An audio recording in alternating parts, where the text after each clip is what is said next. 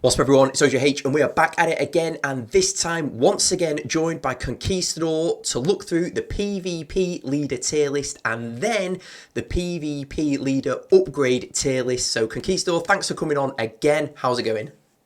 Good. Thanks for having me again.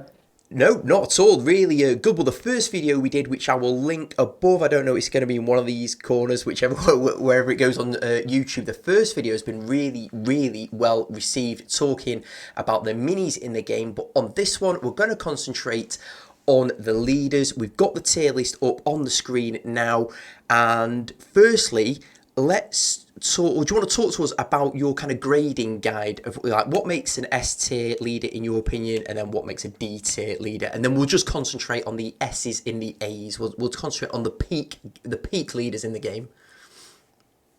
Okay, so again, my idea is meta versatility, right? You don't want to look at one particular meta, and there's a lot of variance in terms of leader viability across metas. So like S tier, you really have to be good in multiple metas.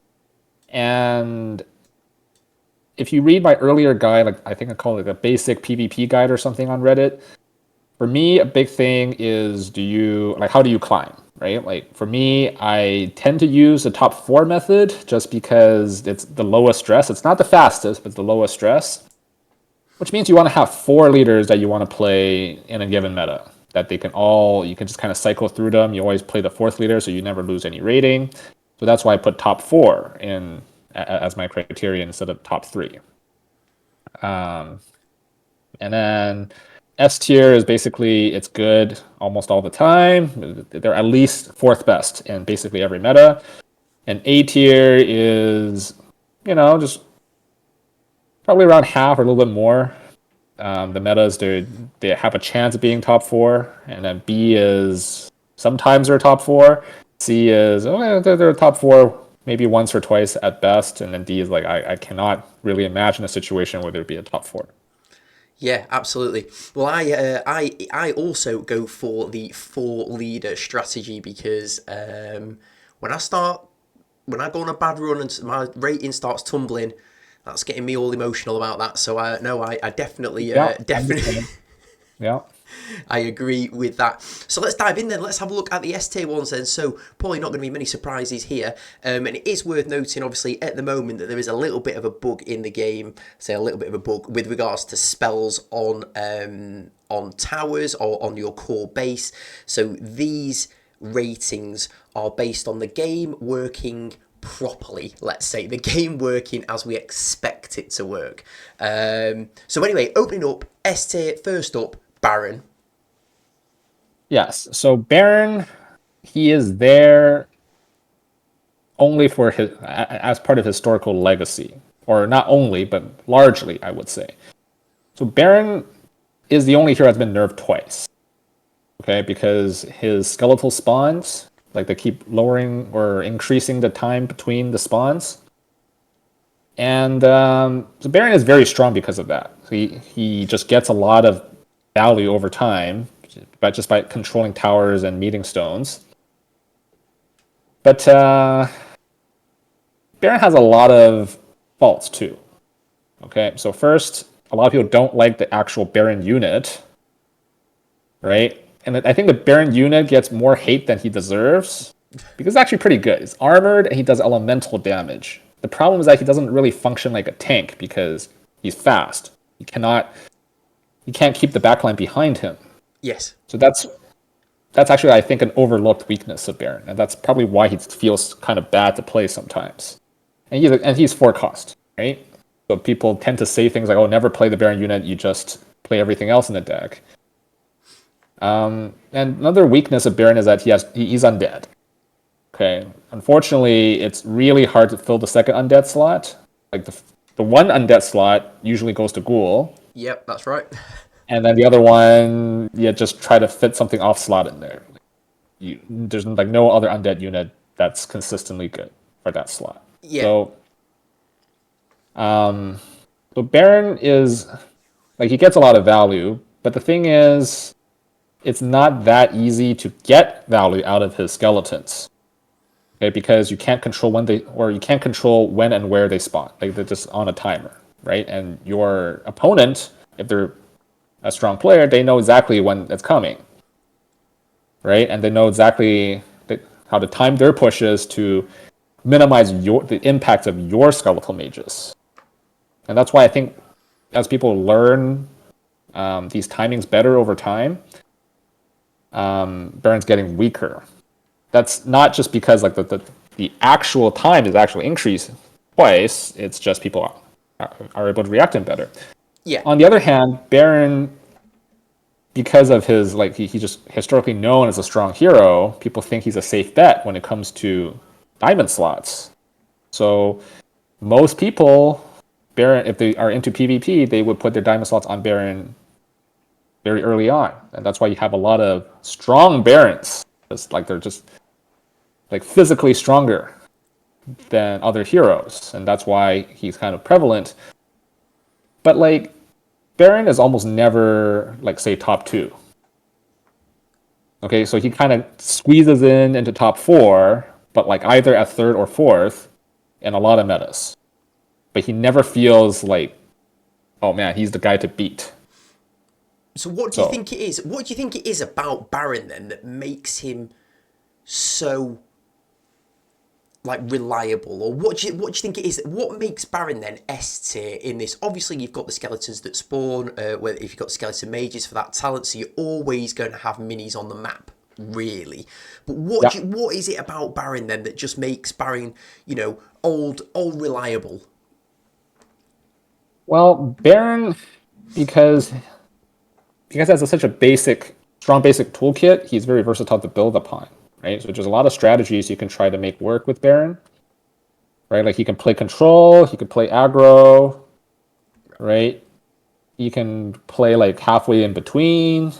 So he's pretty versatile when it comes to deck building. It was ironic because his slots are not great. It's just that he gets these free solo mages, and there's a lot of ways to kind of force your opponent to react to them, and then that gives you more room to do other stuff. Yeah. No, I'd agree with that. I think that Baron's always up at the top of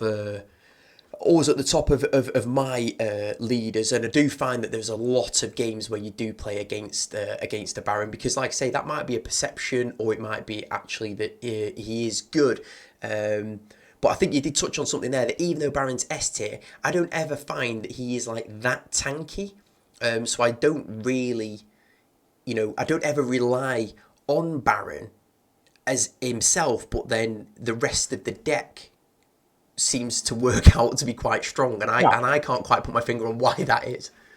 Well, the reason is his passive, right? Like his trait doesn't need Baron to be on the board to work, and that's actually very strong, right? Yeah. So, for example, like Sylvanas, a big buff was that she no longer needed to be on the board for her thing to work. Yeah. And that was her, like the speed bonus was useless because you needed to pay 6 gold to activate it. And Sylvanas doesn't last very long. So, but, Sylvanas is like, even with the buff, she's still not really good. Yeah, no, well, we still got a down in C tier, and I think there's a couple of people who've made Sylvanas work, but yeah, not many. Do you think, we might be going slightly off topic here, but do you think that because Baron is so reliable, do you think it would be a good nerf to have a slight delay to that first wave of skeletons spawning? Because as soon as the match starts, skeletons spawn for Baron, and you as the defender in this instance haven't had really time to do much at all, or you might have gone into the game and you're both starting with like a low gold count, and all of a sudden there's like 2 or 3 skeleton mages coming at you. You've not even started. So do you think that would be a decent nerf to Baron, or is Baron okay where it is? I think Baron's okay where he is. Like, with Witch Doctor in the game, it's not even clear the Skull Mages actually help you. Because Skull Mages are unavoidable small minions, right? So that means Witch Doctor can always snipe one of them off, activate the shield, block your deep breath, get value, right? And yeah, like this is actually not. yeah, I think that's one opinion that I have is if Baron is released today as he is, instead of like the OP version that came out at release, and also there was less competition when he was released, right? It's because they released several new heroes since then, and they buffed some of the other heroes. If he was released as is today, with the lineup of everybody else, I don't think he would be S tier. Okay. Like I think a lot of the perception of his strength is legacy, right? People invested resources and people invested into the play style, so they're better on Baron than they would if they just practice every hero equally. Right, okay.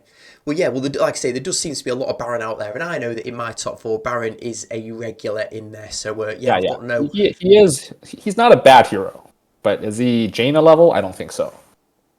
Okay.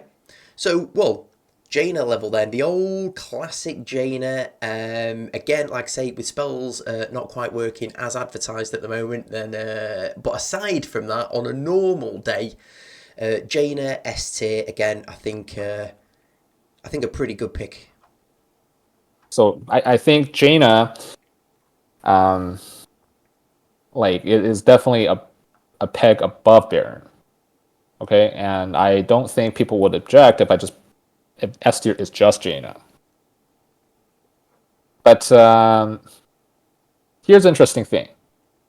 Even with the spell nerf, even when you cannot chop the core with execute, Jaina is still solid. And the reason is structural. Her spells are always stronger. If you have a level 11 deep breath, that means Jaina has a level 14 deep breath. You will lose. If both deep breaths hit the core at the same time, you will lose because Jaina is more powerful. Right? And she's Alliance. So that means she can put Golem, and she doesn't have to waste like her class slots. Just works with Golem. And also, yeah, Alliance just has they're actually good Alliance minis, right? Like Bandits and Golem, right? You can always put those two guys in the top two left-hand slots. Yeah, yeah. Griffin Rider as well, And if the time ever comes when Griffin Rider's back in the meta. yeah, and Jaina also has a significant advantage because she's 3 cost. There's only one 3 cost hero in the game, and that's her. And there's only one other hero that's less than 4 cost, which is Charlga. Right? That means that Jaina can afford to be slightly more expensive because the hero is cheaper. Yeah. Right? And the thing is, Jaina's not even technically 3 cost because everybody uses the clear casting talent, which reduces the cost of the next spell, which means she's kind of like 2 cost if you want to be generous, right? But she's not. It's not correct to say she's 3 cost. And even at 3 cost, she's very efficient. Like she one-shots Griffin Rider, for example, at even level, right? So the only way to get a favorable trade out of Jaina and Griffin Rider is if somehow Jaina's like under the bridge or something, and she can't. Like there's a line of sight issue, or she's on a ramp, or she's going up the ramp. But other than that, Jaina will just outrange, or I think they have the same range if you pick the increased range talent. But yeah, like Jaina will definitely get a shot off before she dies, and then one shot is all it takes to take out the Griffin Rider. Right. And she does not get one shot by the Griffin Rider. So yeah, like I don't know how they're gonna ever change Jaina without, or like even like a possible nerf, it just instead of the +3 spell levels, just make it +2. Even then, I think she would be very good.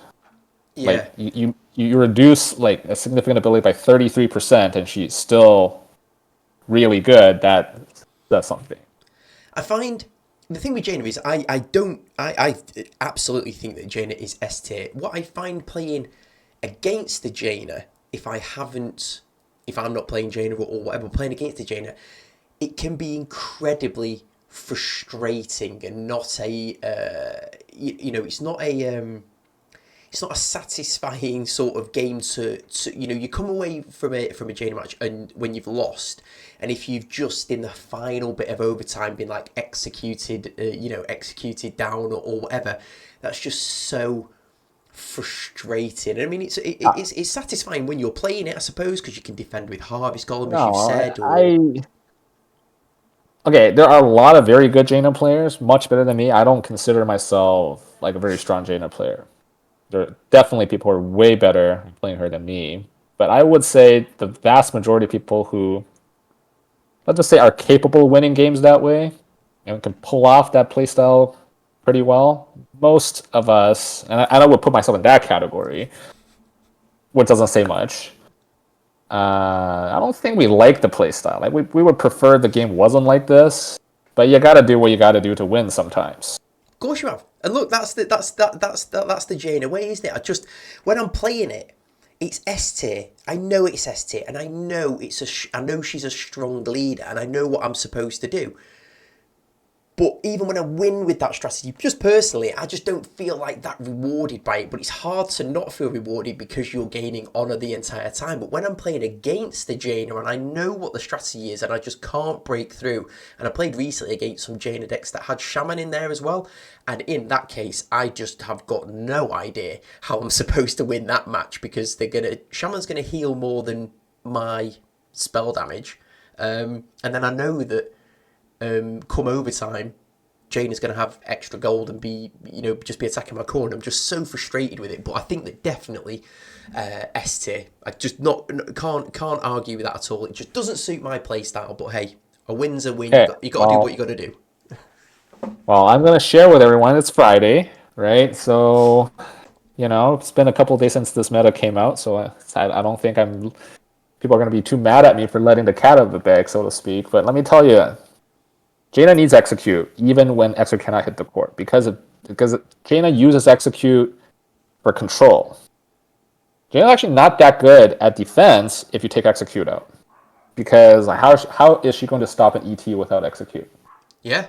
Like ET plus like a +2 level golem in front that does burn, right? So golem is actually like a level 13 golem is a serious threat in terms of damage if it's coming from an ET. Jaina Yes. can't stop that, right? Like that golem's gonna pummel your golem, and then if you put a Jaina behind, it's gonna get deep breath, and then he's gonna ran over. Yeah. People are somehow taking their executes out of the Jaina decks because I can't hit core with that. Why would I put it in the deck? Well, without execute, Jaina's not that kind of just falls over. So Yeah. just keep pummeling, and you don't even need to be ET. You just need to. Get in your head that if they don't have execute, they're not actually very good at defense. Like you can just pummel right through. And with that execute, you're going to be slaughtering side towers as Yeah, well. So yeah. With execute, of course, ET again is really bad against execute because you usually stack the ET with the golem, yes. right? But if execute is not there, then Jaina is not going to be able to hold off that push efficiently. So S and A, Baron and Jaina. I don't think there's going to be too many surprises for anyone or too many people that are going to argue with that. In the A tier, then, starting out with a leader that I did not understand how it worked at all, but has quickly become one of my favourites, Chalga. Yes. So you mentioned that it's not clear how she works. So a lot of people think that the costs are random. They're not random. So the way she works is that she has two decks, one for the cards and one for the costs. Yep. Okay, and you can actually control both, right? So, there's actually a lot of videos I already talked about this. I don't want to go too deep into it, but it's not random. Yeah. But here's the thing: most of the time, there are kind of like quirky Charga builds that try to exploit that, but Charga doesn't need to be quirky. It just works. And the reason why she works is because she's the cheapest hero in the game. Even without the talent, she's the cheapest. Right? With the talent, she's only 1 gold. And you love 1 gold cards are actually good. Yeah. And like Charga, I think is way better than her cost. Right? Like because her cost is random. Like I've dropped her at 3 gold and didn't even feel bad. Yeah. Like, dropping Charga for 3 gold doesn't even feel like a bad play. So dropping her for 1 gold and the fact that she's going to effectively reduce the cost of something else down the line is excellent. Yeah. And I love that root. I think that root ability is like undervalued, especially if you're trying to slow slow something else down that she just buys you that time. Yeah, It's like a core ability of hers. So it's not like you're playing Chaga and it's cheap and it helps you in other ways. I think that her core ability or her core yeah, attack is really useful. yeah. Like Targa is way more dangerous than people think. Like uncontested, she solos, I think, all but a few melee units. Like I don't think she can solo or like Stonehoof Torrent because of the charge. Like Yeah, because she doesn't continuously applies the root. Like there's like a half. I don't know how long it is, but like a tiny window where the root drops. yeah, Most of the time it doesn't do like the melee is not gonna barely move and then get stuck again, but the torrent can use that window to charge and connect, and then she'll die. yeah, But like most of the time, any melee just sits there and dies to Charga. I mean, Charga's not going to kill the guy very fast, but they will die eventually. yeah. And Charga solos towers, any tower, It's that right? If the locking tower down of doesn't one towers. shot her, she will root the tower, turn it off, and then it will just die. Yes, that locking down of So towers is so strong and like I think undervalued as far as Chaga, because I think yeah, that one of the that's main fair. things is that people do like a Chaga deck and you have something in there, maybe something expensive if you put like a Huntress or a Chimera in there. When you play that mini for 1 gold or 2 gold, you feel like you're winning big time, that you're winning. You played a Chimera for only 2 gold.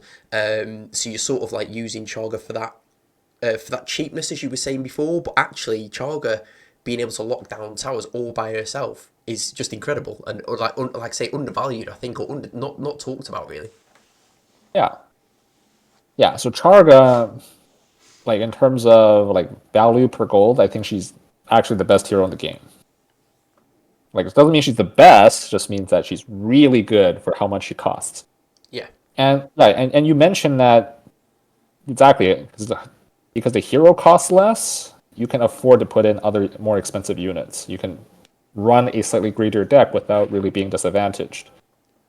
And on the other hand, you don't have to exploit, like you don't have to put in a huntress or like an abomination to take advantage of that. Even just you run like the same kit as somebody else, it means you can cycle faster, right? And people tend to like think Jaina is really frustrating to play against because like she's so turtly. Karga is just as turtly, if not worse, because there's no way you can pummel through that because she could just cycle to the next thing. By the time you get through the first wave of defense, it's right back again. yeah.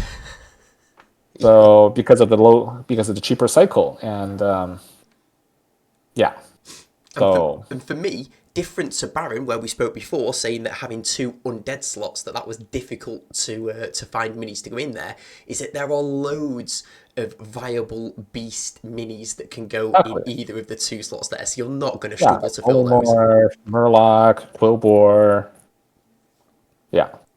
So Yeah, they have to print another decent undead mini at some point. Like I think that's really important.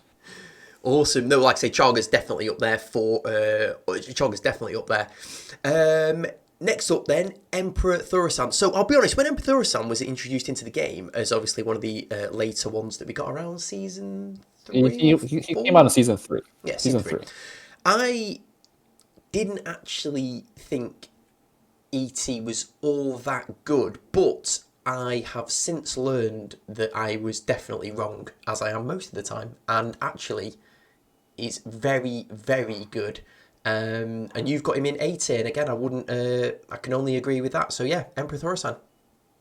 Yeah. So Emperor Thaurissan, when he came out, he had the big problem that Emperor Thaurissan is kind of bad at anti-air because well, most of the anti-air units are elemental damage, right? Well, okay, so Griffin is not, and Murlocs are not, but they're both too flimsy, right? And ET himself is very vulnerable to eggs, right? Because Yeah. we talked about this that they usually you clump ET with the golem. Well, what do? You just drop eggs under them, and then they're both going to take damage at the same time. And any class can, or any hero can run eggs, right? Eggs used to be in every deck. Yes. So how is ET going to thrive when that's the meta? Well, they nerfed eggs, so that made ET a lot better. right? And people start to realize over time that, wow, okay, that burn effect is really nasty with golem, especially with the chickens, right? Like you kill the golem, and then a bunch of chickens come out and burn everything to ash. Yeah, and the +2 levels on the golem, well, you having a better golem than everybody else, that's really tough to pummel through, right? So, okay, so like I had a very crude way to explain how to play ET, right? Like, so this is not, don't take it literally. It's not exactly how you should play them. It's more nuanced than that. But the main strategy of ET, at least for me, and I used to be the top 1 ET at one point for like, I don't know, a day or like a week or something. Oh, good. But if you get there once, it still counts. Okay. So and people, like my 15 minutes of fame, lots of people ask me, oh, how do you play ET? And it's all, okay, here's kind of how I summarize it. Okay, so just imagine the mid lane is, like the runway, and you're just driving a jumbo jet through. Okay, it's just runway. You keep flying. That's all it does. You just keep driving the jet through over and over again, and that's how you play, right? And it's very simple, right? So to me, ET is all about, especially on the maps where like the mid lane has gold, right? Like the Timbermall Hold and Alterac Valley. Yeah. It's all about maintaining. You just keep generating resources, and ET decks are somewhat fast to cycle, and then your opponents can't respond. Right? They might be able to hold off one wave, but on average, you're going to need to spend more to stop you than it does for you to get to where you are. Yeah. And at some point in the game, they're going to crumble, and then they're going to lose something. They're going to lose a tower. They're going to lose gold. They're going to lose something, and then after that, it's going to be worse and worse for them, and you kind of snowball into a win. Yeah, and like you say, the +2 levels, the hubris talent has definitely become the go-to from a PvP perspective. Because, like you say, if you get yourself a level, +2 levels on your Harvest Golem, I mean, Harvest Golem takes some stopping anyway. You add another 2 levels onto it, and it really takes some stopping. And like I said earlier, the burn talent, like Harvest Moon usually doesn't do a lot of damage, but keep in mind the levels apply to the burn as well. So he's not just going to do his regular level 13 damage; he's going to do level 13 burn, which is a lot of damage over time. Yeah. Yeah. So ET, I've heard murmurings that he might be a future candidate for S tier. Okay. But I don't think I've seen enough to make that call myself yet, but it's definitely possible. Like he has done very well, quite a few metas now. But he doesn't do well in Heroes Resolve. That's one thing I remember.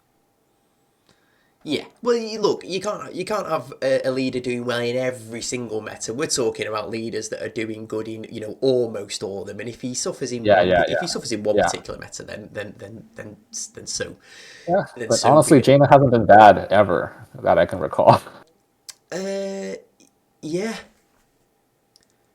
Well, with Jaina, like you say, because you just turtle most of the time with Jaina, right? You see, you can just as long as you can stall the opponent's push for long enough, then you'll be fine.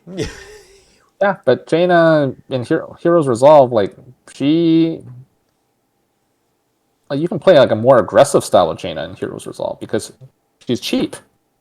She can cycle faster, like she can out-level the other hero very easily. And that is actually why she kind of excelled. Like, if Jaina was 4 cost, she would crumble and just completely be unplayable during Heroes Resolve. But she's 3. That's all the difference it takes. Yeah. Final leader in A tier then is Rend. Again, loads of Rend going around. Yeah, talk to us about Rend. Yeah, so Rend is very strong because he is the only air hero. Like, air heroes is really hard to deal with, especially if you choose the one that gives him resist and then armored, and when he's dismounts, something scale and steel, I think. He cannot be dismounted by Deep Breath or really any other one single spell. So we need to do something else, and The thing is, even when he gets dismounted, he's still a major threat because the actual Ren body, like not the dragon, but like the actual guy, is pretty serious. Like he has a charge, he actually hits pretty hard. He is armored, has a lot of health, has a cleaving attack. So just the melee unit is also like a force of nature himself. Yeah. So, and just having it on the board, like if nothing else, Rend will take the opponent's attention away. Like the opponent's like, okay, well, I got to deal with the Rend. What am I going to do with the Rend? Like the Rend is going to so much value. If he flies over my melee and he's going to blast everything, I got to dismount him.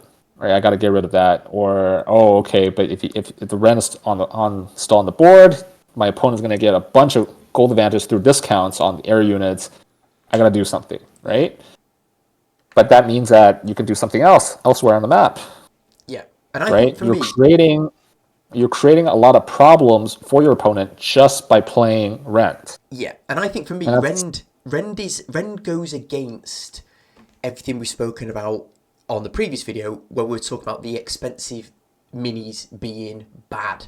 Rend is like the exception to the rule. I know he costs 6 gold, but if you use spells to dismount him, then as you just said, even as a walking melee mini, he is gonna, you're gonna have to pay some attention to getting him killed. And if you don't dismount him, then you've got that sort of, how do I get value? How do I kill Rend for like a positive gold trade here?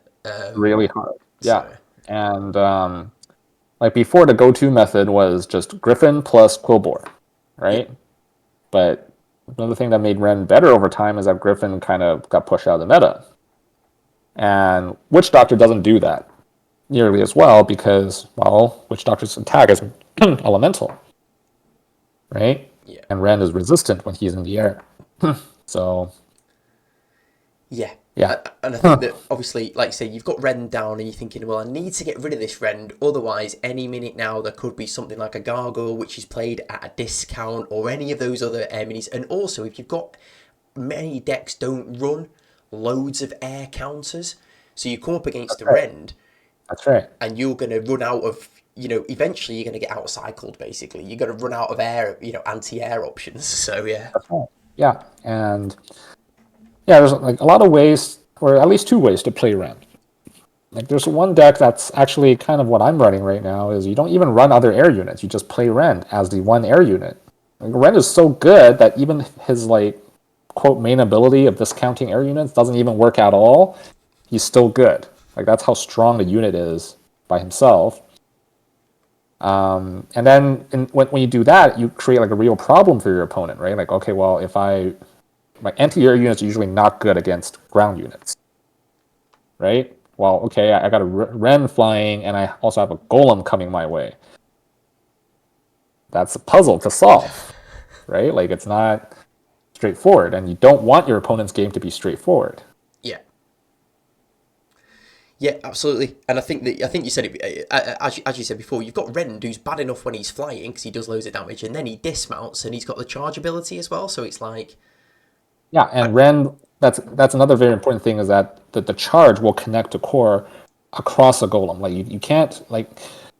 One thing that people kind of maybe are a little too comfortable with in this meta is that, okay, I'm just going to park my golem in front of the tower, and the tower's going to kill everything.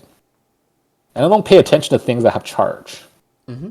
Right? Like, okay, well, that doesn't work against, say, Stonehoof Torrent, but Stonehoof Torrent sucks, so that's why people don't really care.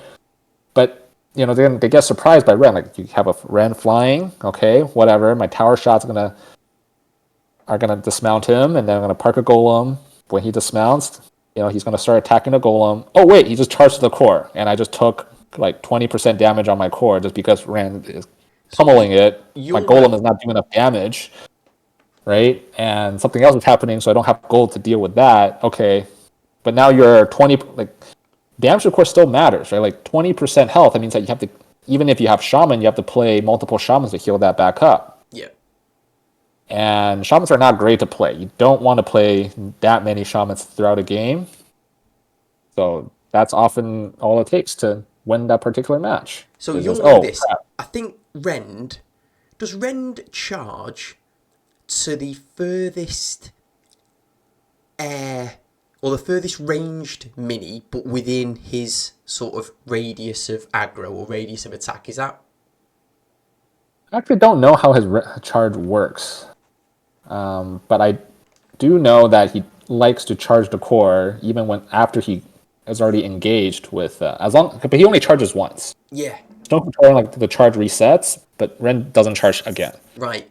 Well, if someone in the comments knows exactly how Rend works, I think that Rend charges to like the furthest ranged mini, but within his sort of like target area. So he's not going to charge across to the other side of the map or something like that. So I think there is a circumference to it. But if someone in the comments can educate me on that, that'd be welcome. Because like you say, sometimes Rend will charge at something, and I'm like, where's he going? How did he end up over there? I don't know. So someone let me know. He bugs too, like when there's an elevation difference, like he will charge all the way down the ramp to something under the bridge or something. Like I've seen that happen a couple of times. You mentioned it before, and I don't want to get too much into this, but the line of sight, high ground to low ground to being on a ramp and all that sort of stuff. I don't think there's much consistency with sometimes how that works and all the rest of it. But that's not a story for now. But that's something that I don't think there's much. I never know if I'm going to win that or lose that. I know the higher ground is the good place to be, but sometimes other weird things happen, or you end up with that like 100-meter charge going on, and I don't know what's happening. Anyway, right, that brings us to the end of the S and the S and the A's.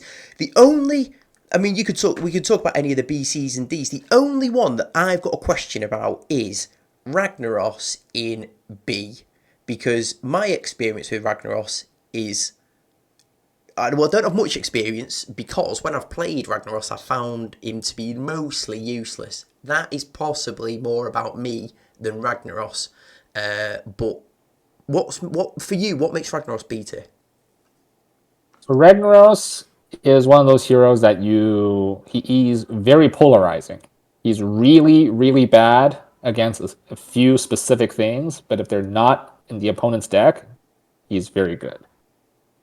So the number one killer of Ragnaros is Execute. Yeah. Because to make him work, you have to play big, expensive, especially Molten Giant. The Molten Giant just falls over to Execute, and Ragnaros himself falls over to Execute. Well, because of the bug right now, Execute's a lot less prevalent. Okay, let's talk about right now, but as long as there's any meta where Execute's not the best, Ragnaros has a place. And so the other killer for Ragnaros is Deep Breath with the Armor Melt talent. Yeah. So that's always going to be there. But with the Execute kind of not being popular right now, I tried a couple games on Ragnaros. He's actually okay. He just, like, it's kind of pretty satisfying to see the Molten Giant just, kill everything. I don't know if you remember, if you played in Cataclysm, there's a boss in there. I think it's like Ojh&x or something. It was like just like a dungeon boss. We had like a very iconic line. It's like, break yourselves on my body. Right? And that's kind of what Molten Giant does when he's on the Ragnaros. It's like you see like a pile of harpies flying over him. They fly over. They don't do that much damage because Molten Giant has a lot of health, and they just kill themselves. They literally kill themselves. Like the Murlocs kill themselves. Like you see like a Molten Giant and then like a swarm of like old Murkai Murlocs, and then and it's gone. And then the Molten Giant's still at like 50% health or whatever. Yeah. So yeah, like Ragnaros is kind of an answer to like swarmy metas. Yeah, I think for me, what's frustrating is when I play him on the tower, and then like a Murloc will just chip him away because he's like on the tower with his like little arms and he's not hitting anything. And I'm like, I think that's a really kind of weird design because like, he's big, right? Like his like Sulfuras can swing. Yeah, he's massive. Big radius. Like I think that they should up his range, but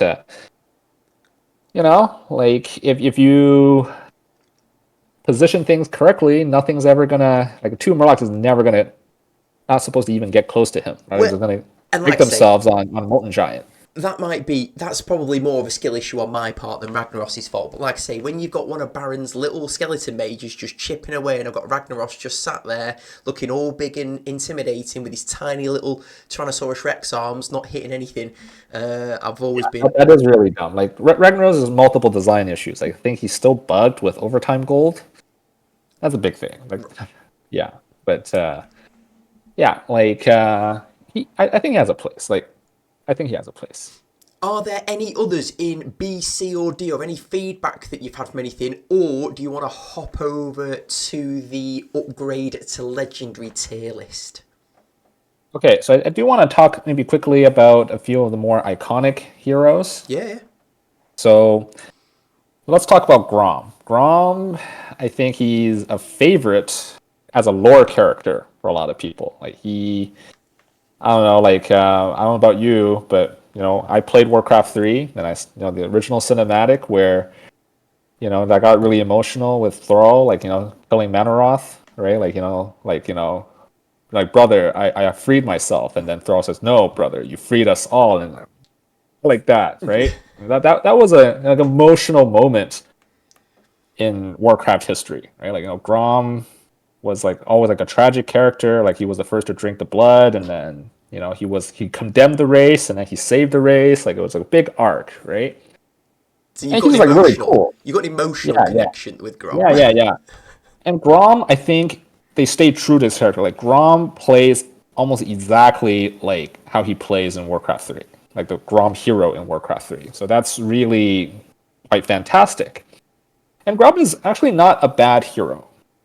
Okay, so the problem with Grom is, well, he's held back by a few factors. One is that he himself is still a little bit too flimsy, right? So he's a build around unit, but he's also a frontliner. So he's in the front. He kind of dies, but you want to keep him around to buff other things. So it's like a little bit clunkiness to that.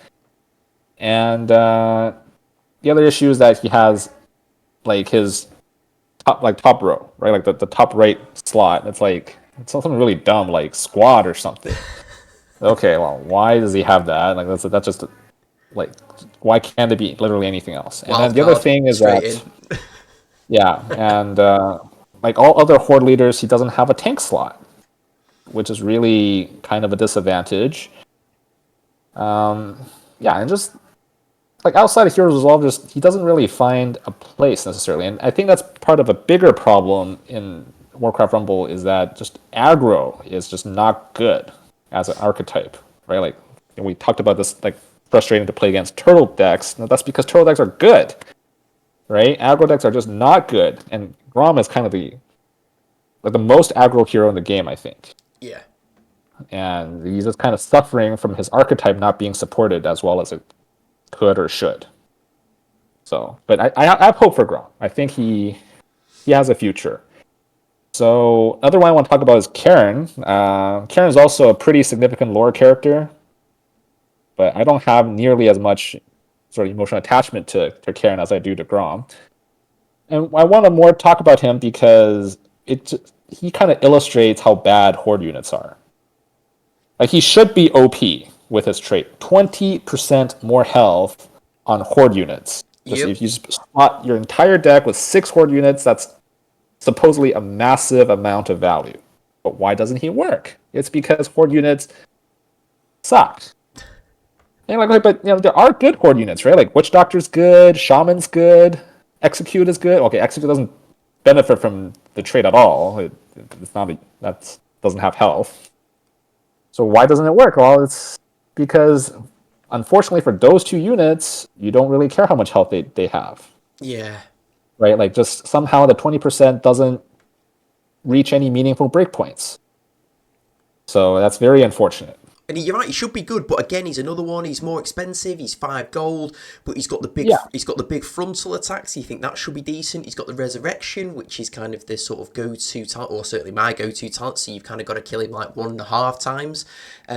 So we're all on, and like you say, you got the 20%. So on face value, you think this should work. Yeah, this should be pretty good, but yeah, that's why you have to You got to try things out, actually.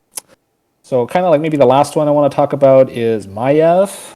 So Maiev, I think, has fallen the most out of any hero. Like, she was S tier in maybe the first 3 seasons.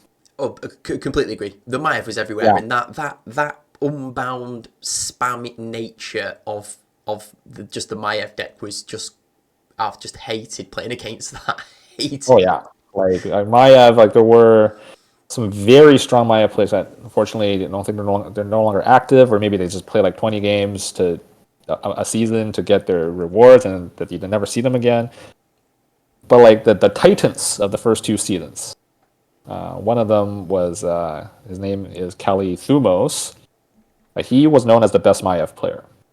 Like, I kept saying that, like, Kali's Maiev is like the stuff of nightmares. Like, just like you know you're gonna have a bad time if you queue into his Maiev. Like, it's just Yep. like just flawless deployments everywhere. You can't do anything. Like, you just felt like you're playing with your hands tied together, right? Like, it was nuts. And then they just decided unbounds are no good. We're gonna gut unbound one piece at a time, right? Like, it was for Save Pilot, got gutted. Wellpegs got gutted. Clobor didn't get gutted. Clobor got like a slight bump in the head. But the cumulative effect was that Maiev just became less and less playable. And Yep. just to like, I think we had a good example recently. She was actually good for like a week, but because she was bugged, okay, because skeletons discounted her like by 3 gold or something, just in Yes. one go. And even in the bug state, she was barely good. Like, she was good, but not oppressive. Like, nobody complained about her the same way that people complained about Jaina's execute bug. It wasn't like it was only Maiev on the ladder. So, and then after they fixed that, she became unplayable again. And to make it even worse, right, with Ancient of War, Maiev is basically unplayable. Yep. Either she's not good, and she's just naturally not good, nobody wants to play her, or, okay, this is the meta, this is the perfect setup for Maiev. She's going to be good. Okay, then everybody's going to play Ancient of War, and then she's going to get pushed out again. Yep. Or So, or Witch Doctor's going to be everywhere, and all you got to do with Witch yeah, Doctor is kill one of those little unbound squads, and then everything is shielded, and then it doesn't matter what happens after that because you've got yeah, shielded Witch yeah. Doctor. So Like, I don't know, like somebody up high doesn't like her. She's getting pushed down from all the way from S down to C, and she is still going down. yeah, or you think someone's got a vendetta, someone's got an issue with Maiev and that she's been targeted. That might be, but it's more like the Unbound style in general. Just like somebody on the design team probably doesn't like Unbounds or something. That at least that's what it feels like. Yeah, I mean, I don't know if you used the word or if I just dreamt it. The word oppressive. Again, I don't, because you'd argue sort of with the turtle strategy that we talked about before about how frustrating that feels. But I mean, these are sort of like viable strategies in the game, and if you start like removing different play styles, then we all end up playing, you know, a tank up front and some range minis behind, and then the game becomes really like one dimensional. So you do need to have Yeah, these. exactly. Yeah, yeah. Awesome. Any final ones on there that you want to pick out, or should we hop over to the legendary upgrade list? Okay, maybe I will just say a couple of things about Drac. Okay, so Drac is a guy to watch out for because he benefited more from Ancient of War being introduced in the game because he is the most valuable Death Ball enabler. So Yeah, Drac Death Ball is already on the verge of working, and that just needs one tiny little push before it becomes, in my opinion, a meta tyrant. Because Drac Death Ball is very annoying to deal with, but it's not quite to the point where like it's broken because there are things you can counter, but you have to build your deck around the Death Ball. So like the standard toolkit is very bad against the Death Ball. So there's just something to watch out for. yeah. I find Drac hits incredibly hard as well as being Yes. super tanky. Like hits like a truck. Yes. Yes. Good. Absolutely. Good stuff. Right, let's hop over then. Let's have a look at the legendary upgrade tier list then. Boop. There we go. And there's going to be some familiar faces in here up towards the top based on what we've just spoken about. But there's a few new ones who've crept in here. So the kind of criteria then S tier, contender for top 3 leader in some metas, but also in addition here is whose level is of extreme importance, and then all the way down to D tier, we got Onu and Sneed down there, who were D tier as just leaders, and they have got absolutely no upgrade priority whatsoever. So again, we'll concentrate on S and A, starting out, new face, Hogger. Yes. So you notice that this list looks very different. You might ask, okay, well, why are you prioritizing, quote, bad heroes for legendary upgrade? Well, let me just say right now, leaders are not good investments for legendary upgrades, period. Because they can only be played in one deck, their own. Yeah. Okay, so this is more for at least medium to high spenders, right? Like this is more fun focused, but this is a game, right? You know, fun is relevant. And also, as you said last time, is to only upgrade something to legendary if you've got already the max XP and you've got That's like right. the diamond slot, so you can get the level 11 in PvP. That's right. If you've got Yes. other things, concentrate on epics first, or gain the experience That's that you right. need. Don't just dive into making something legendary and it's still being like level 9, level 10. There's no benefit to Yeah, that at all. that is a waste of resources. That's the caveat to all of this. Yes. Okay, but yeah, in terms of like if you're really constrained on resources, leaders, you maybe don't even look at the leaders list. You just look at the troop list. Yeah. Okay. But if you decide, okay, I want to get the most out of this game, then this is kind of this is for that audience. So essentially, leader levels for most metas don't really matter that much. Okay, so that's why the discussion is almost inevitably centered around Heroes Resolve, because that's when leader levels actually matter a lot. Yes. So if you look at the levels, you basically look at, well, why are the 3 heroes in S tier where they are? So Hogger, Grom, and Drac, right? So those ones, when in Heroes Revolve, they have very similar play styles, right? You just build a very fast cycle deck. You just keep cycling, right? You have to have bandits there because you need to generate as much gold as possible, right? You want to grab as much gold as possible. You cycle as fast as possible until you outlevel the opponent's hero, and then by mid to late game, right, your hero is going to be 10 levels higher than their core, and it doesn't matter what tower it is, they're just going to walk up. If they don't oppose it with their own hero, which has to be roughly the same level, they're just going to walk up to the core and punch it out. Yeah, especially true with Hogger, who by that point is going to be sprinting across the map at the same time as well. Yeah. So Hogger is kind of canonically the center of Heroes Resolve. Like the meta is warped around him, right? Like it's like Hogger is the thing to beat. So, well, luckily Grom beats Hogger. So I think I talked about. I don't know if I mentioned. Did I mention this last time? Okay, but let me just be safe and say it again. So Grom has a very interesting interaction with Hogger. So you might ask, okay, who's better, Hogger or Grom? Right? Initially, it's clear that Hogger's going to lose to Grom because Hogger starts out weaker, right? Like he buffs himself with every deployment, even without Heroes Realm. That's just his mechanic. Yeah. So, okay, let's jump ahead and compare a fully buffed Hogger, right? So the most popular talent is like the 30% health. Okay, so he's like, his attack speed is maximized and his health is maximized. And you compare him with Grom.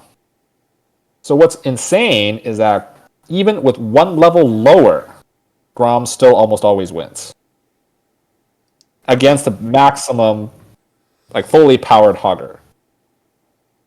So Grom, if he's one level lower, will lose to a fully powered Hogger if he has the mirror image talent, which is the most popular one. Yes. Okay. So he will lose. But Grom will win if he has a Savage Strike talent. But that's less popular. The double damage below 50%, right? Yeah. So Grom just is like a Hogger killer. Okay. So, but Grom is So why isn't it Grom's meta? Like, why is still Hogger's meta? Well, unfortunately, Grom is worse against other heroes, right? Like, the thing is, Hogger is fast, right? A lot of people kind of underestimate how strong, like, the end game. Like, okay, I held off Hogger for the entire game. I just have to last one more minute in overtime. What's the big deal? Like, I didn't even break a sweat. Yeah. Okay, but pummeling, like, you have Hoggers is like super fast, like, especially on certain maps. It's such a short distance between a deploy point, like enemy deploy point and your core. You just don't have time to stop him, and he just needs to take one swing to end the game. No, at that point. It's exactly that. It's that sort of thinking the game's under control. I've got this. I've had some good defenses. What can possibly go wrong? And then, you know, like I say, Hogger has got 70% more health. He's sprinting across the map and yeah, just one swing and that's that. And you lose right at the end of overtime. But that's like the sort of Hogger strategy, isn't it? Is that even if you're losing, even if you're playing Hogger and you're losing for the first half or the first 3/4 of the match, keep playing. There's every chance that you'll win by the time it's over. Yeah, and that's another thing about Heroes Resolve specifically is that people, because it's very fast paced, people tend to think, okay, well, it's so fast, the game is like homogeneous throughout, it's going to be the same game. But it's actually a lot of variation. Like, some decks actually shine in the late game, which kind of is very weird to think about because the games are so fast. But it's exactly that. Like, you know, Hogger, sometimes his win con is the last 30 seconds. Yep. Yeah. And we're talking about the beast minis as well. When you got something in there like a fast prowler and you've got fast murlocs, that you've made yourself an entirely fast deck at that point, and to be able to respond across the map to different lanes, pressure, it can just be overwhelming by the time the end game comes around. So yeah. So Drac is also there. So Drac, of course, he's much stronger than either Hogger or Grom. Actually, maybe Grom, not necessarily, because Drac is really bad against mirror images because he will hit the mirror images and then Grom does physical damage, so he will chop him down. Yeah. But as we saw recently in the last Heroes Resolve, there was 1 week, for some reason, both Hogger and Grom had to put an extra 2-cost mini in there just because something changed and that had to happen. They couldn't play both Vultures and Bandits, but somehow Drac could get away with that. Well, Drac is only 1 gold more expensive. So if you have 2 1-cost minis and everybody else has only 1, all of a sudden the cycle cost is the same. Yeah. And just like that, Drac became the king. So, yeah, but, you know, in Heroes Resolve, you really need to be sure that you can at least survive mirrors. Right? Like, if you go in there and you have a level 10 Hogger and your opponent has a level 11 Hogger and you have exactly the same deck otherwise, you are losing probably like 30% win rate just right out of the gate because, you know, their Hogger is always going to have a favorable trade against your Hogger. Well, talking of that, and I'm going to jump ahead. I know we said we're going to concentrate on S and A. I'm just going to jump ahead slightly. Based on that level, thing, what puts Thalnos down at C? Because Thalnos during Heroes Resolve has been probably one of the fewer times where I've seen him get a bit of play time, especially recently, because Thalnos is just, now there's Ancient War, Thalnos is just dead. There's just no Thalnos. And that's exactly why. It's because I think I said somewhere that next time you think Thalnos is going to be good, he's not going to be good. And just because his entire playstyle is just eviscerated by Ancient War. Right? Like, he's the only hero that uses Smoke Bomb in a non-meme way, for example. Right? So it's not Sapper's Smoke Bomb in a total Yeah. He actually used Smoke Bomb in a strategic way. Like, you know, we actually saw that in last Heroes Resolve. He needs to use Cheat Death. He doesn't need to use Holy Nova, but he would like to use Holy Nova. Yeah. Right? Like, all those things have to land exactly where you want them to land. And those things are you targeting on your own mini. Like, Cheat Death does nothing when it gets put on an enemy Ancient War. Nothing. Right? It's not even like Deep Breath. Like, worst case scenario, like, even if Ancient War eats a Deep Breath, he still takes some damage. But Cheat Death does nothing. He just blew 3 gold out of nowhere. Right? So, and if you cannot reliably time these things, and cheat death and things like that have to be timed very precisely, right? Like you have to, because a common counter to Thalnos is okay, deep breath, like poly into deep breath. Yeah. You have to see that. Okay, I see the poly come down. I have to drop cheat death, and then the deep breath is not going to kill my Thalnos. Any that gets interrupted, like these precise plays gets interrupted, Thalnos is unplayable. Yeah, and that's no good So, when you drop your cheat death across the other side of the map onto an Ancient of War for no reason. yeah, so that's why he's here. Like, it's sad because maybe it's not that sad because Thalnos. I've always had a problem with the way he's designed because Thalnos tends to be polarizing in the following sense. He's either unplayable because he has too many counters. Yeah. Like there's certain metas he literally can't even walk out of his base because he'll die before that happens. Or he's oppressive, like he just walks across the map uncontested and just blasts your core to smithereens. Yeah, we said this before that I think it was in the last video that when Thanos gets to a certain level, like 6 or 7 levels above, that at that point, even if he's still in his own half of the map, you cannot stop that Thalnos. You've lost, like, already. Yeah. He's going to shake off a polymorph. There's no amount of anything you can do. He's going to one-shot everything that you drop in front of it, and you just already know. So, yeah, that can be really, like you say, polarising or oppressive. Really, really Marmite. And I suppose going off the grading tier, a weak hero overall and having a high level doesn't change the status as a weak hero. So he might be valid, or he may have been valid during Heroes Resolve, but now we've got Ancient of War, really doesn't feature at all ever. So that was me just taking us off on a tangent. Let's get back on track though with the 3 that are in the A tier. So either individually or grouped together: Emperor Thaurissan, Rend, and look, I'm a big old Murkai fan. I like Murkai. It's a bit spammy. It can be a little bit brainless at times, but I just like that kind of flood meta. But anyway, there's the 3: ET, Rend, and Murkai. Yeah. Okay, so Murkai is controversial where he is, but that's intentional. So ET, like you can argue that does ET matter? And I think he does, right? So you can argue there is an argument for saying he doesn't matter because you can argue that while his damage is very low, his main reason to exist is to be the provider of the buff, right? Like to allow the other guys to burn. Yes. But if that's the case, how come the way to play ET is to stack him with the golem and not play him in some other, like in the back of the map? Well, it turns out that his backline damage does matter. Yeah. The fact that he's there matters, right? And like I said, one of the things that you can counter ET is you take advantage of the fact that he's always stacked on top of the golem to maximize the value of execute, right? Yep. Well, execute is very level dependent. So if your ET is higher level, that means execute is less effective. So it's like an extra layer of protection against execute. Yeah, against the best counter to ET, yeah, really. So, yeah, aside from air stuff, but yeah. Yeah, so it's not bad to have ET at a high level. So, and plus he's technically a tank, right? So he actually has a big health pool. So he actually does benefit more than average having a higher level. Yeah. Well, no, you definitely feel the difference when you're playing against someone who's got a higher level ET than you have, because you just can't.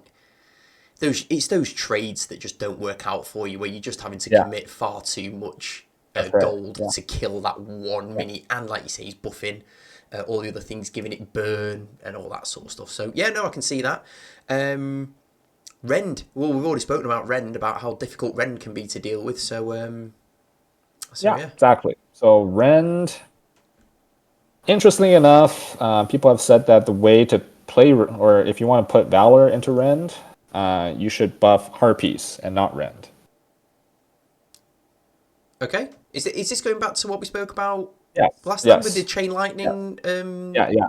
And just Harpies at one higher level is like much, much better than at the same level. And I have seen people take advantage of exactly that setup.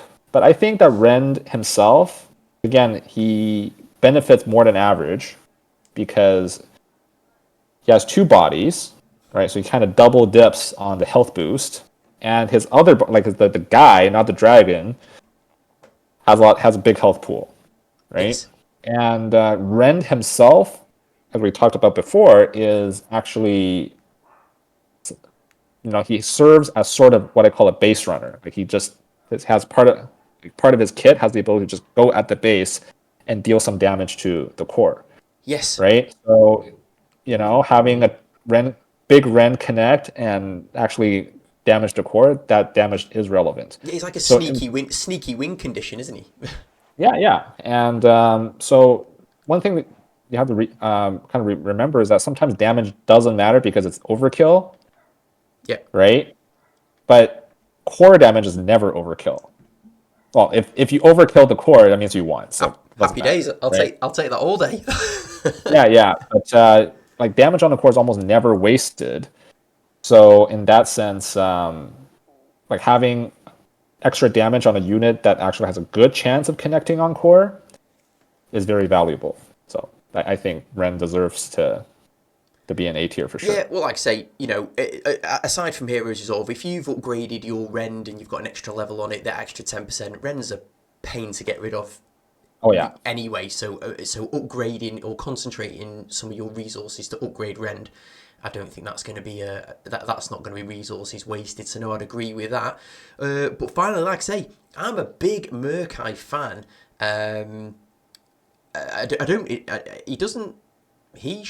It doesn't get enough or much playtime for me. But Fab. I like Murkai. yeah, I think I have more games on Murkai than most other heroes. But that's actually a testament to how bad he is because it takes me a long time to get rating on him. Yeah, because Right? Like in Jane, I only need bit of a gold rush specialist, doesn't it? With yeah. that, because you want to play Ancient of War at the same time as well, because people are going to deep breath your Murkai immediately. You know, people are waiting to do that, so you're trying to. That's right. Yeah. So he is here because of breakpoints, right? If you want to play Murkai and you don't want to be made a fool of for really dumb reasons, you kind of have to invest in him because otherwise he might die to level 11 Chain Lightning, which is terrible. Like your entire deck just falls flat right there and then. But otherwise, right? My attempt at being controversial aside, Murkai has a lot of reasons why you shouldn't upgrade him because the Murkai unit himself is not that impactful, right? It's not that easy to make him connect on anything, and anytime he does do damage, it's likely going to be overkill because he's a high damage, low health unit, right? So whatever he hits, he's going to do a lot of damage and probably kill it, but like a lower level version will also do the same job. Right. But you need to make sure that he doesn't die to something dumb like Chain Lightning. But you still got him in A tier though, so you think so for so I think he's very important to get levels on if you want to have a good time with him, but not because he's good, but just because if you remember fun is relevant, right? Like if you really like Murkai, and I do, and you want to have fun and you want to play him and you don't want that experience to be interrupted by something just something that shouldn't happen but it does, you gotta pat him out kind of thing. Yeah, no, absolutely. Well, like I say, I mean, there's a few unusual ones that, well, certainly, like I say, this does revolve a bit around Heroes Resolve, but having like Grom up in S, and having, like you say, Murkai in A may be a bit controversial, but that's good, isn't it? 'Cause it draws out opinions and stuff, and it'll be interesting to hear people's thoughts in the comments if they agree with this or would move some things around. Anything in B, C, or let's not worry about D because I think we've already covered Onu and Sneed, so we don't need to waste we don't need to spend any time talking about them two. Anything in B or C that you think could have snuck a little bit higher, or are they all pretty much like average? Okay, well, let's talk about the elephant in the room, which is why are three of the best heroes in the other list in B, which is Jaina, Charoga, and Baron. Yeah. Well, the reason is for all three of them, the body doesn't really matter, right? So, like we talked about this earlier in the videos. Like, a lot of people have the opinion that you don't even play the Baron unit. Just don't play him at all in the entire match. So, and importantly, the skeleton mages depend on the core level, not the unit level of Baron. So Oh, if your right. Okay. base is level 11, then the skeletons will be level 11. Baron could be any level in theory. Oh, right. Okay. So that's why, and I tend to agree with that. Like the Baron unit, he's there for versatility. He's not there to tank or to perform a specific function. He's kind of like there for support, like sneak something in. And for most of those functions, his level doesn't do that much. And Right. like you wouldn't feel terrible if you never played Baron once in the entire match. Which In makes a it lot of even situations. stranger, I suppose, given what we've said, and given that Baron was S tier on the, just the standard troop list, upgrades aside, that Baron was S tier. He was S tier, wasn't he? Yeah, he was S Yeah, tier. yeah. So given that Baron was S tier, but we've not really had loads of positive things to say about Baron, yet Baron is littered across PvP, is always in people's top three, worst case in the top four, but traditionally in the top three. So given that there's so much good, so Baron is so high up in the leaderboards and gets such a good high honor score at the highest point, that we haven't really said too much good stuff about Baron, really. In fact, we're talking about not really playing Baron at all and not really Yeah, yeah, concentrating on yeah, upgrading him. and that's yeah. So it's just what he brings, like as his values and his trait, not in the body. Yeah. Yeah, So it's those passive skeletons which are going to be, which yeah, yeah, which are yeah, what he brings. And then I suppose that goes what you were saying again about Jaina. Jaina herself doesn't. You need to have Jaina on the map, but it's the spell buff which is what you're after. You're not wanting Jaina necessarily. I don't want to be yeah, disrespectful to yeah, Jaina, but you know what I mean. yeah, yeah. Exactly. So Jaina, like even with an extra level, she's still very flimsy. She's still, whatever's what's going to trade into her will still trade into her. Yeah. And the things she's going to one shot are probably still going to one shot even at a lower level, and she's not going to survive anything at 11 that she wouldn't survive at 10. Right. So it's like, well, what's the point? And then her trait doesn't depend on her own level. So that's why like the Jaina unit is not the best thing to upgrade. That doesn't mean Jaina is not a good investment in terms of Valor slots. So you want her other slots to be diamond, right? Because for example, 11 Golem in Jaina is very good. 11 Execute is almost a must in Jaina, right? You're not gonna be sad if you have 11 Deep Breath in Jaina. You're not gonna be sad if you have 11 Shaman in Jaina, Yeah. right? Just the Jaina unit herself doesn't need to be 11. Yeah. And that's a really good point with this, isn't it? To talk about the strength of the mini versus the necessity to upgrade, and it's about the utility that they bring to the fight rather than their individual skill or individual like statistics or whatever. Yeah, yeah, yeah. And then finally, for kind of similar reasons of what she brings rather than what she does to a degree, Chalga. Yeah, Targa, she has a very flimsy body. I mean, she's supposed to be 1 gold, or actually, she's technically a 2 gold unit that you can discount to 1 gold. Yeah. But her body is very flimsy. Like, basically, anytime anything connects to her, she will die. Uh, and her damage is very low. So even at her 10%, basically nothing is still going to be basically nothing. And another thing that's very interesting about Charga is that her crowd control aspect is not level dependent, right? Because we mentioned before that, kind of an underlooked aspect of Golem is that, a higher level Golem will stun more. A higher level Bandit will actually stun more. Yeah, yeah, for longer. Yeah. Yeah, exactly. Yeah, exactly. But Charga, like a level 1 Charga, will root you just as well as a level 11 Charga. I The did not know root that. doesn't care about the level, right? I mean, obviously, level 11 Charga will kill you much, much, much faster. Yeah. But if you truly do not care about the damage, then the root will work just as well, right? And for example, like there are some cases where people opt to use like the triple root talent instead of the discount. Right. Okay. And I've that's never a seen that, but massive, okay. yeah, but that's a massive crowd control mechanic, right? Like, you were mentioning that you're really frustrated about not being able to connect with anything when there's a Jaina. Well, imagine triple root Charga. You have an army marching into, okay, almost connect to the core, almost connect to the core. Bam, Charga comes out, roots all of them right under the tower. Bam, bam, bam, they die. Yeah. I Right? suppose you're So almost in Cenarius territory at that point, aren't you? yeah, the scenario is 5 gold. But yeah, but Then Cenarius and Cenarius brings way less to the party. yeah, So, yeah. So you don't you really shouldn't prioritize that. I mean, which brings an interesting question. Like Charga, for some reason, did not shine at all in the last Heroes Resolve. Like she was just almost unplayable, which is strange because she has an extremely high cycle speed, right? Like she can outlevel the enemy hero by a lot by the end of the match. yeah. So somehow that didn't work out, and my I my read on why that happened is that Charga is just too vulnerable in the early to mid game. Okay.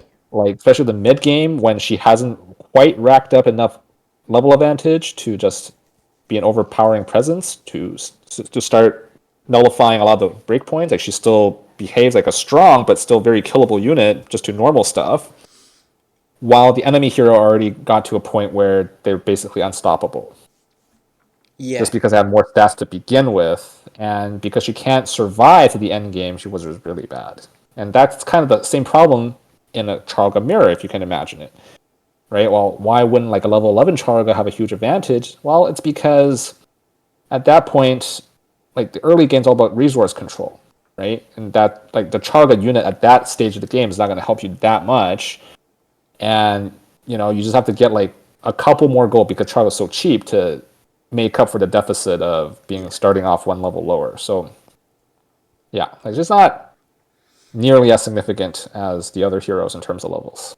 Yep. No, that's no a really good explanation as to why everything is where it is. I don't think. I mean, any final ones that that you want to cover off before we kind of wrap it up. Again, like I say, the ones down in D, not that interested in those. I think there's going to be some significant work needed on Ojh and Sneed before they become meta in any way, shape, or form. But any others that you want to cover?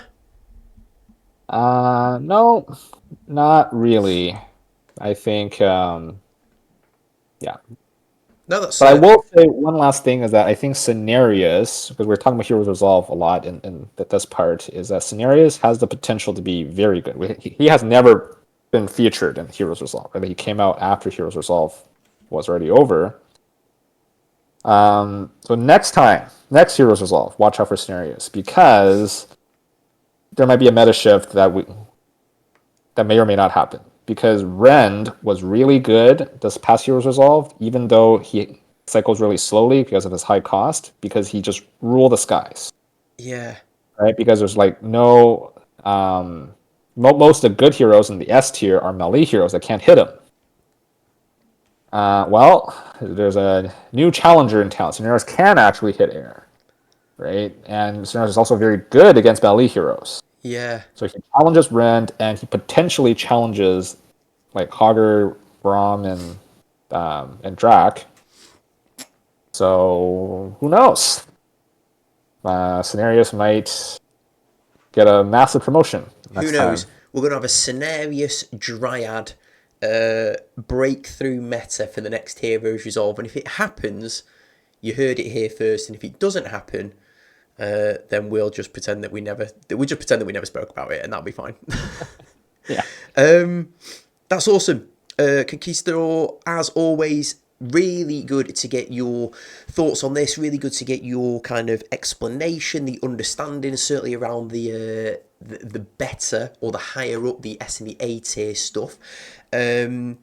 looking forward to when, I don't know, at some point we may get some balance changes one of these days, or some of the modifiers might change reasonably dramatically, a bit like it did with Adrenaline Rush, where it went from being, really impactful to being not impactful at all. So, if anything changes, maybe we can revisit this. But yeah, thanks for coming on again. Really appreciate that. Thanks to everyone for watching. And yeah, let us know in the comments. Do you agree? Do you agree, or do you disagree? Or what are your thoughts on this? And like I said, I will link Conquistador's first video about the minis above. Other than that, thanks for watching, and we'll see you in the next one.